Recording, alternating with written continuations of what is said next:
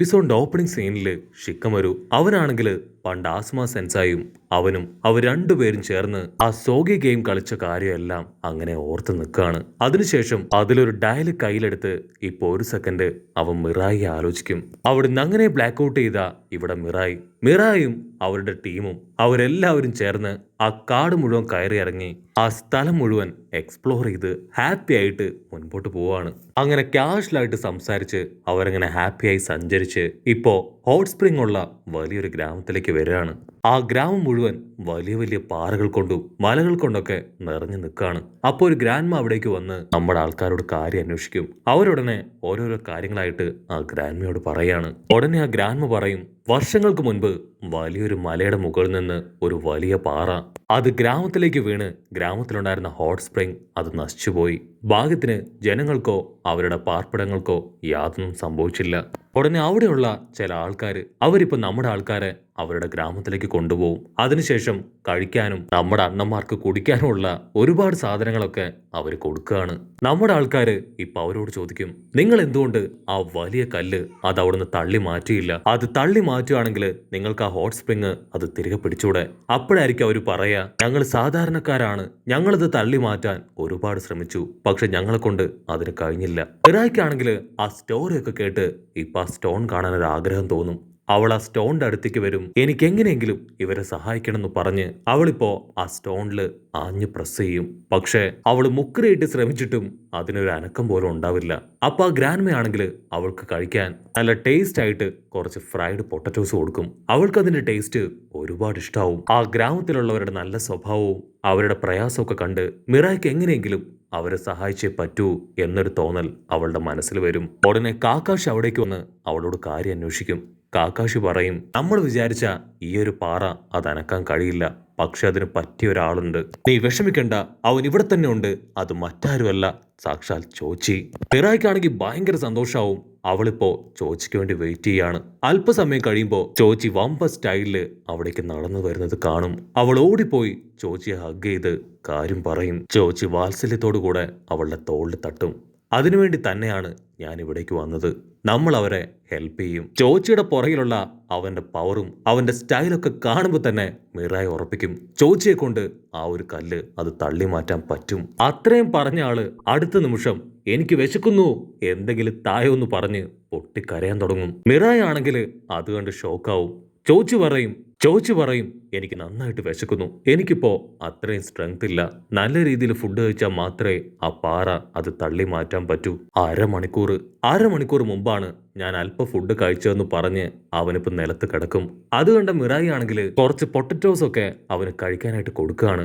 അത് കണ്ട ആക്രാന്തത്തില് അവൻ കിട്ടിയത് മുഴുവൻ എടുത്ത് നിമിഷ നേരങ്ങൾ കൊണ്ട് അകത്താക്കി വെള്ളം കുടിക്കും. ചോച്ചി ആ ഫുഡൊക്കെ കഴിച്ച് ഇപ്പൊ റെസ്റ്റ് എടുക്കാണ്. അതിനുശേഷം ആസുമ സെൻസായെ കുറിച്ചുള്ള കുറച്ച് കാര്യം അവളോട് പറയും. ആസുമ സെൻസായി നല്ലൊരു മാസ്റ്റർ ആയിരുന്നു, ഞങ്ങൾ ഒരുപാട് ഇഷ്ടമായിരുന്നു. ഞങ്ങൾക്ക് ഈ ഒരു കടുക്കൺ അത് തന്നതുപോലും സെൻസായി ആണ്. സെൻസായിക്ക് അത്രയും കഴിവും പവറും ഉള്ളതുകൊണ്ടാണ് ഞങ്ങൾ ഇപ്പോഴും ഇത്രയും നന്നായിട്ട് ഓരോ കാര്യങ്ങളും ചെയ്ത് മുൻപോട്ട് പോകുന്നത്. ഇതിനെല്ലാം കാരണക്കാരൻ മാസ്റ്റർ തന്നെയാണെന്ന് പറഞ്ഞ് ആളെ ആസുമ സെൻസയുടെ ഒരുപാട് നല്ല നല്ല കാര്യങ്ങൾ അവൾക്ക് പറഞ്ഞു കൊടുക്കും. അവൾക്കും ഒരു സെക്കൻഡ് അവളുടെ പപ്പയെ ഓർത്ത് അഭിമാനം തോന്നും. പിന്നീട് ആ ചിപ്സ് മുഴുവൻ തിന്നു തീർത്ത് അവൻ സൂപ്പർ എക്സ്പെൻഷൻ ചിപ്സു അതുപയോഗിച്ച് ആ പാറ അത് തള്ളുകയാണ്. ആ ഗ്രാമത്തിലുള്ളവർക്ക് അപ്പോഴായിരിക്കും നമ്മുടെ ആൾക്കാരെല്ലാവരും ഷിനോബികളാണെന്ന് മനസ്സിലാവുക. ചോച്ചിയുടെ പവറൊക്കെ കണ്ട് അവർ കണ്ണുമ വെട്ടാതെ ആ കല്ല് തള്ളി മാറ്റുന്ന കാര്യം നോക്കി നിൽക്കും. ഉടനെ മിറായിയും കാക്കാഷിയും മൈഗയും അവര് 4 പേരും ചേർന്ന് ആ പാറ തള്ളും. ജനങ്ങൾക്കാണെങ്കിൽ അത് കണ്ട് ഭയങ്കര ആവേശം. അവരും ഓടി വന്ന് ഇപ്പൊ നമ്മുടെ ആൾക്കാരെ സപ്പോർട്ട് ചെയ്ത് ആ പാറ തള്ളി മാറ്റാൻ തുടങ്ങും. അടുത്ത നിമിഷം ചോച്ചി അവൻ ആ ബട്ടർഫ്ലൈ മോഡിലേക്ക് പോയി പാറക്കിട്ടൊരു ഒറ്റ അടി. ആ ഒരു അടിയില് പാറ തെറിച്ചു പോകും. ആ ഹോട്ട് സ്പ്രിങ് അതിപ്പോ അങ്ങനെ പുറത്തേക്ക് ഒഴുകുകയാണ്. ഗ്രാമവാസികളെല്ലാവരും അത് കണ്ട് തുള്ളിച്ചാടും. ചോച്ചിയാണെങ്കിൽ അത്രയും പവർ ഉപയോഗിച്ചുകൊണ്ട് തന്നെ അവന്റെ ബോഡി അത് സ്ലിമ്മായി പോവും.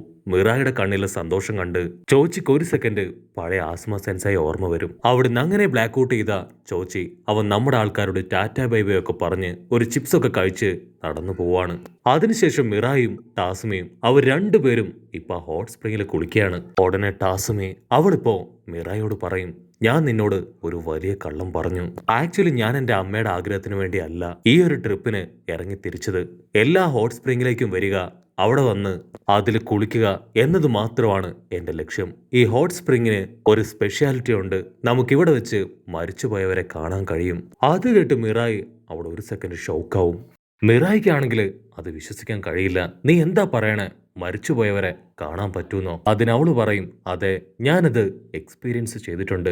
നിനക്ക് നിന്റെ പപ്പയെയും അതിലൂടെ കാണാൻ പറ്റും. മിറായി ആണെങ്കിൽ ഒരു സെക്കൻഡ് ഈ പാസുമ സെൻസയെ കുറിച്ച് ഓർക്കും. അതിനുശേഷം അവർ തിരികെ റൂമിലേക്ക് വന്ന് റെസ്റ്റ് എടുക്കുകയാണ്. മൈഗയും കാക്കാഷി മാസ്റ്ററും അവർ രണ്ടുപേരും കൂർക്കം വലിച്ചുറങ്ങുമ്പോഴും അവളുടെ മനസ്സിൽ ആസുമ സെൻസായും അവൾ പറഞ്ഞ കാര്യങ്ങൾ മാത്രമാണ്. എനിക്കും എന്റെ പപ്പയെ കാണണം. മിറായി അവിടുന്ന് സ്പീഡിൽ ഓടി ഇപ്പൊ ടാസുമയുടെ അടുത്തേക്ക് വരികയാണ്. മിറായി പറയും, ഞാനും നിന്റെ കൂടെ വരുന്നുണ്ട്. നീ പറഞ്ഞതൊക്കെ ശരിയാണെങ്കിൽ എനിക്ക് എന്റെ പപ്പയെ കൂടെ കാണണമെന്ന് പറഞ്ഞ് അവർ രണ്ടുപേരും മാപ്പൊക്കെ എടുത്ത് പുറത്തേക്ക് നടന്നു പോവും. അവർ കുറച്ചു ദൂരം മുൻപോട്ട് വരുമ്പോ ആൾതാമസം ഒന്നും ഇല്ലാത്ത ഒരു പ്രദേശത്തേക്ക് വരും. ടാസുമയ്ക്കാണെങ്കിൽ ആ സ്ഥലം കാണുമ്പോൾ കുറച്ച് പേടിയൊക്കെ തോന്നും. പക്ഷെ മിറായി അവൾ സ്ട്രോങ് ആയിട്ട് നിൽക്കും. ടാസുമി ഓരോ സ്റ്റെപ്പും കെയർഫുള്ളായി മുൻപോട്ട് വെക്കും. അപ്പോഴായിരിക്കും ഏതോ ഒരു തുണി വന്ന് അവളുടെ മുഖത്ത് വീഴുക. അവൾ പേടിച്ച് നിലവിളിക്കും. അതുകൊണ്ട് മിറായി അവളെ ആശ്വസിപ്പിക്കും. മിറായിക്കാണെങ്കിൽ അവളെ കാണുമ്പോൾ മൈഗൈ സെൻസൈ ഓർമ്മ വരും. മൈഗയുടെ ഓരോ കുൽസിത പ്രവൃത്തിയൊക്കെ അവൾ ടാസുമിക്ക് പറഞ്ഞു കൊടുത്ത് ടാസുമിയെ ചിരിപ്പിക്കും. അതിനുശേഷം വീണ്ടും അവർ മുൻപോട്ട് പോകും. അവരാണെങ്കിൽ കുന്നും മലയൊക്കെ താണ്ടി ഒരുപാട് ദൂരം മുൻപോട്ടേക്ക് പോകും. അതിനുശേഷം ഹോട്ട് സ്പ്രിംഗിൽ നിന്ന് കുറച്ച് വെള്ളമൊക്കെ കുടിച്ച് ഒരു പ്രത്യേക സ്ഥലത്ത് വിശ്രമിക്കുകയാണ്. അപ്പോഴായിരിക്കും ടാക്സുമി പറയാ, എന്റെ ഏറ്റവും വലിയ ആഗ്രഹം അമ്മയെ കാണുക എന്നത് മാത്രമാണ്. അമ്മയെ കണ്ട് അമ്മയോട് മാപ്പ് ചോദിക്കണം. കാരണം അമ്മ മരിക്കുന്നതിന് തൊട്ടു മുൻപ് ഞാനും അമ്മയും വലിയ ഫൈറ്റ് ഇട്ടിരുന്നു. അമ്മയോട് മാപ്പ് പറയാനായി ഞാൻ അമ്മയുടെ അടുത്തേക്ക് തിരികെ വന്നപ്പോഴേക്കും എന്റെ അമ്മ എനിക്ക് നഷ്ടപ്പെട്ടു എന്ന് പറഞ്ഞ് അവൾ ഒരുപാട് സങ്കടത്തില് തല താഴ്ത്തി നിൽക്കും. അതിനുശേഷം അവൾ ആസുമയെക്കുറിച്ച് ചില കാര്യങ്ങൾ ചോദിക്കാൻ തുടങ്ങും. നിന്റെ അച്ഛൻ ഒരു ഷിനോബിയല്ലേ? ചോച്ചിയുടെയൊക്കെ മാസ്റ്റർ അദ്ദേഹമല്ലേ? അദ്ദേഹത്തെ പോലെ നല്ലൊരു ഷിനോബിയുടെ മകളായി നീ ശരിക്കും ഭാഗ്യവതിയാണ്. അത് കേട്ട് അവൾ ഒരുപാട് സന്തോഷത്തില് അങ്ങനെ ഇരിക്കും. അതിനുശേഷം അവർ രണ്ടുപേരും വീണ്ടും അവരുടെ യാത്ര ആരംഭിക്കും. മിറായി ആണെങ്കിൽ ഇപ്പൊ ഭയങ്കര എക്സൈറ്റഡ് ആണ്. അവൾ മനസ്സിൽ അവളുടെ പപ്പയെ ഡയറക്റ്റ് ആയിട്ട് മീറ്റ് ചെയ്യുന്നത് പോലെ ഇമാജിൻ ഒക്കെ ചെയ്യും. പിന്നീട് അവൾ ടോക്സുമയെ തൂക്കിയെടുത്ത് വലിയ ആറിലൂടെ എടുത്തു ചാടിയും വലിയ വലിയ മരമൊക്കെ വെട്ടിയിട്ട് അതിലൂടെ അവർക്ക് പോകാനുള്ള വഴിയൊക്കെ ഉണ്ടാക്കിയും അങ്ങനെ ഫുൾ പവറിൽ മുൻപോട്ട് കുതിച്ചു പായും. ടോക്സുമിക്കാണെങ്കിൽ ഇപ്പൊ മിറായുടെ പവറും കഴിവൊക്കെ കണ്ട് ഒരുപാട് അത്ഭുതം തോന്നും. അങ്ങനെ അവർ കാഷ്വലായിട്ട് സംസാരിച്ച് മുൻപോട്ടേക്ക് വരുമ്പോഴായിരിക്കും രണ്ട് വഴി അവരുടെ മുൻപിൽ കാണുക. ആക്ച്വലി ആ മാപ്പിൽ ഒരേ ഒരു വഴി മാത്രമേ ഉള്ളൂ. ഇതിലേത് വഴിയായിരിക്കും കറക്റ്റ് എന്ന് ചിന്തിച്ച് അവരങ്ങനെ കൺഫ്യൂസ്ഡ് ആയിട്ട് നിൽക്കും. അപ്പോഴായിരിക്കും മറ്റൊരു പെൺകുട്ടി അവിടേക്ക് വരിക. അവളെ കണ്ട് നമ്മുടെ ആൾക്കാർ ചെറുതായിട്ടൊന്ന് പേടിക്കും.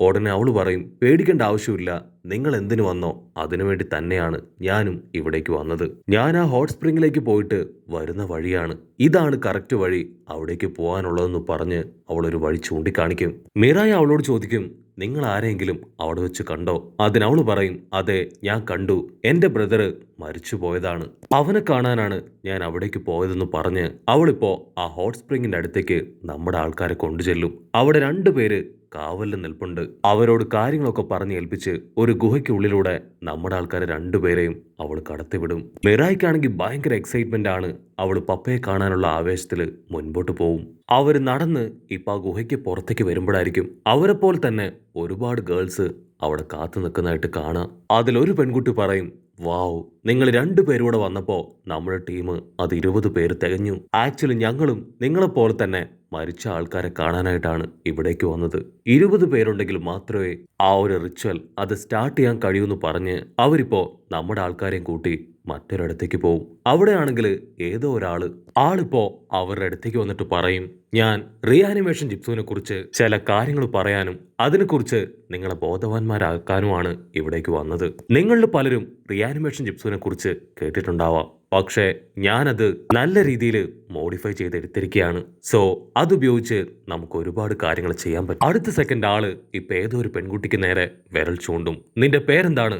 നിനക്ക് എന്താണ് ആവശ്യം? അവള് പേര് പറഞ്ഞ് അവളുടെ ഫ്രണ്ടിനെ കാണണം എന്നുള്ള ആവശ്യം ആളോട് പറയും. ആളാണെങ്കിൽ അവളെ അടുത്തേക്ക് വിളിച്ച് ഒരു ഹുഡിയൊക്കെ അവൾക്ക് ഇടാൻ കൊടുത്ത് ഹോട്ട് സ്പ്രിംഗ് പോലുള്ള ഏതൊരു സ്ഥലത്തേക്ക് അവളെ പറഞ്ഞയക്കുകയാണ്. ആ പെൺകുട്ടിയാണെങ്കിൽ ഇപ്പൊ അവളുടെ ഫ്രണ്ടിനോട് സംസാരിക്കാൻ തുടങ്ങും. അത് കണ്ട് ടാക്സിമി ആണെങ്കിൽ ഇപ്പൊ ആളുടെ അടുത്തേക്ക് ഓടി വരും. എനിക്ക് എന്റെ അമ്മയെ കാണണമെന്ന് അവൾ ആവശ്യപ്പെടും. ഉടനെ അവൾക്ക് ഒരു ഹുഡിയൊക്കെ കൊടുത്ത് അവളെയും ആ ഹോട്ട് സ്പ്രിംഗിന്റെ അടുത്തേക്ക് പറഞ്ഞയക്കും. അവളും അവളുടെ തൊട്ടു മുൻപിലായി എന്തോ ഒരു നിഴല് പോലുള്ള രൂപം കാണും. ആ രൂപത്തിൽ നിന്ന് വരുന്ന ശബ്ദം അത് അവളുടെ അമ്മയുടേത് തന്നെയാണ്. അവളാണെങ്കിൽ ഒരുപാട് വിഷമത്തില് അമ്മയോട് സംസാരിക്കാൻ തുടങ്ങും. അടുത്തതായിട്ട് മിറായി അവളിപ്പോ അവളുടെ പപ്പയെ കാണണമെന്ന് ആളോട് ആവശ്യപ്പെടും. ആളൊരു ഹുഡിയും കൊടുത്ത് അവളെയും ആ ഹോട്ട് സ്പ്രിംഗിന്റെ അടുത്തേക്ക് പറഞ്ഞയക്കും. അവള് ദൂരത്തായിട്ട് അവളുടെ പപ്പയുടെ നിഴല് അത് കണ്ട് ഷോക്കാവുന്നതോട് കൂടെ ഈ ഒരു എപ്പിസോഡും അവസാനിക്കുന്നു. എപ്പിസോഡ് ഇഷ്ടപ്പെടുകയാണെങ്കിൽ തീർച്ചയായിട്ടും ലൈക്ക് ചെയ്യാനും കമന്റ് ചെയ്യാനും ഷെയർ ചെയ്യാനും മറക്കല്ലേ. അടുത്തൊരു അടിപൊളി എപ്പിസോഡുമായിട്ട് കാണുന്നവരെ it's me with Mallu episode.